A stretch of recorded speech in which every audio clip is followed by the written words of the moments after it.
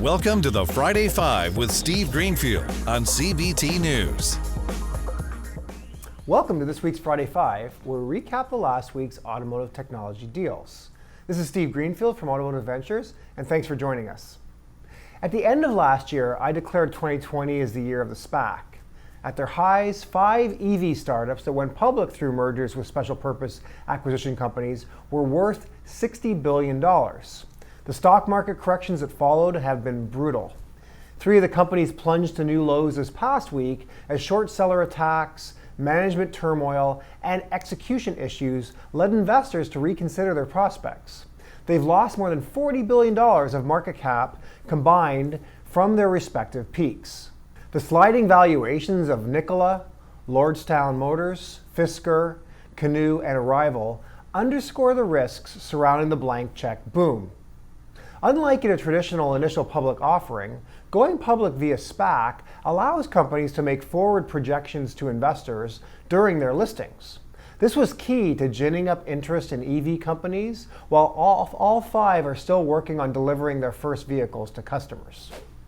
And with that, let's jump right into the technology deals of this past week. First up this week, big news that DEALERSOCKET will be acquired by SOLERA. Terms of the deal were not disclosed, and the deal is expected to close in the second quarter, pending regulatory approval. SOLERA also plans to acquire OmniTrax, which provides fleet management software. All 3 companies are portfolio companies of private equity firm Vista Equity Partners. Vista bought a stake in DEALERSOCKET back in 2014 and OmniTrax in 2013, while a separate Vista fund took SOLERA private in 2016. Last year, DEALERSOCKET acquired franchise DMS provider Automate for an undisclosed price, though court documents estimate this deal size at close to $200 million. The combined companies have more than 9,000 dealership customers. Earlier this year, Vista Equity Partners was rumored to be combining all 3 companies within its portfolio to go public through a SPAC from Apollo Strategic Growth Capital. In March, the potential $15 billion transaction was reported to be halted due to a decline in technology valuations. The rumored SPAC would have been Vista Equity's 4th attempt to exit its investment with OmniTrax and its 2nd attempt to merge SOLERA and OmniTrax. This week, auto insurance marketplace Jerry announced that it has raised more than $57 million in funding, including a new $28 million Series B round led by Goodwater Capital. A group of angel investors also participated in the round, including Greenlight President Johnson Cook and Greenlight CEO Timothy Sheehan, Techion Corporation CEO Jay Vijayan, John McNeil, who's the CEO of DVX Ventures and former president of Tesla and ex-COO of Lyft, Brandon Krieg, CEO of Stash, and Ed Robinson, co-founder and president of Stash. Jerry is different from other auto-related marketplaces out there in that it aims to help consumers with various aspects of car ownership, from repair to maintenance to insurance to warranties, rather than just one.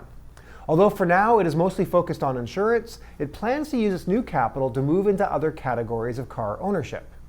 Jerry uses automation to give consumers customized quotes from more than 45 insurance carriers within 45 seconds. The consumer can then sign on to the new carrier via Jerry, which would even cancel former policies on their behalf.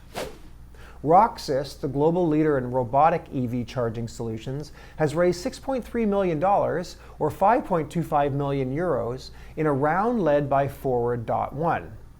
The investment provides a solid basis to scale up activities throughout Europe and launch a North American business unit, now that robotics starts to enter the global EV charging domain. The entire investment is done by ROCSYS' existing investors, which include WERIDE.AL and Super Angel. To date, ROCSYS has raised a total of $9 million, or 7.5 million euros, since its founding in 2019, which includes additional funding by Unique Finance for the future and grants. PDM Automotive, a 3-year-old company that runs an automotive product data platform for manufacturers and receivers, raised a $4 million round led by Fuse. The startup provides information on aftermarket automotive parts and other data to companies such as Walmart, Advance Auto Parts, AutoZone, Amazon, and eBay. Large automotive parts companies also manage their catalog data with PDM. The startup spun out of Velocity Automotive, an e-commerce leader in Europe for US auto parts. PDM is led by founders Johannes Crepon and Philippe Crepon. The company's revenue doubled in 2020. Johannes said that the pandemic has helped drive demand with used car sales rising, an increase in accessory purchases, and supply chain issues all providing tailwinds. PDM has 20 employees and plans to hire more. In international news this week, WERIDE.AL, the Chinese autonomous driving startup backed by Nissan Motor Corporation, Renault Group, and Mitsubishi Motors, said it raised hundreds of millions of dollars of funding in a round that is said valued the firm at $3.3 billion. WeRide, which is testing vehicles in California, as well as in China's southern city of Zhangzhou, where it is headquartered, and the central city of Zhengzhou, did not disclose details on the size of the funding.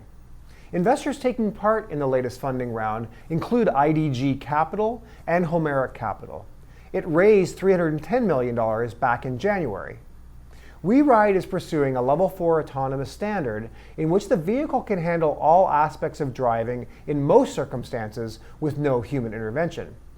Last month, it received a permit to test 2 passenger vehicles on California's public roads without a safety driver in the front seat. Finally, in exciting international news, Indian online auto classifieds platform CarTrade.com has filed a draft red herring prospectus for an initial public offering to raise approximately $273 million for 27% of the company. In a recent fundraising round, the company was valued close to $1 billion US. Congratulations to founder and CEO Vinay Sanji and the CarTrade.com team for all of their hard work that has gotten them to this great outcome. So on to our companies to watch. Every week we highlight interesting companies in the automotive technology space to keep an eye on. If you read my monthly industry intel report, I showcase a few companies each month, and we take the opportunity here on the Friday Five to share some of those companies each week with you. Today our companies to watch are Car IQ and BLUSPACE.AL. First up, we have Car IQ, founded in 2001 and located in Oakland, California.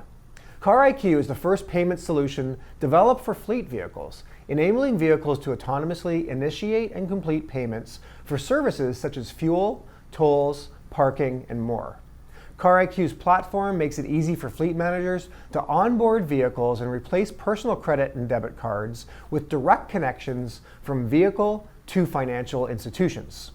This creates a secure payment experience, simplifies accounting, and eliminates disputes over questionable transactions. Our second company to watch this week is BLUSPACE.AL, founded in 2019 and located in Santa Clara, California. BLUSPACE.AL is a software company that was founded to solve the black box problem of perception and prediction in autonomous driving. Their software uses an innovative approach to perception and prediction that captures the full motion of any object. BLUSPACE's revolutionary technology enables verifiable safety, high performance, and scalable deployment of any autonomous driving system that exists today. So that's your weekly Friday Five, a quick wrap-up of the big deals in automotive technology over the past week. It's an exciting time to be in the automotive space with a ton of deals going on. Make sure you stay tuned in each week to stay up to date on the auto industry's technology M&A activity. I'll keep my fingers on the pulse of deals being done so I can share updates each week with you. If you're an early stage automotive technology entrepreneur looking to raise money, or an entrepreneur who wants to chat about the best timing and process to sell your company to achieve the best outcome, I'd love to discuss with you. Thank you for tuning in to CBT News for this week's Friday Five, and we'll see you next week. Thanks for joining us for another edition of the Friday Five.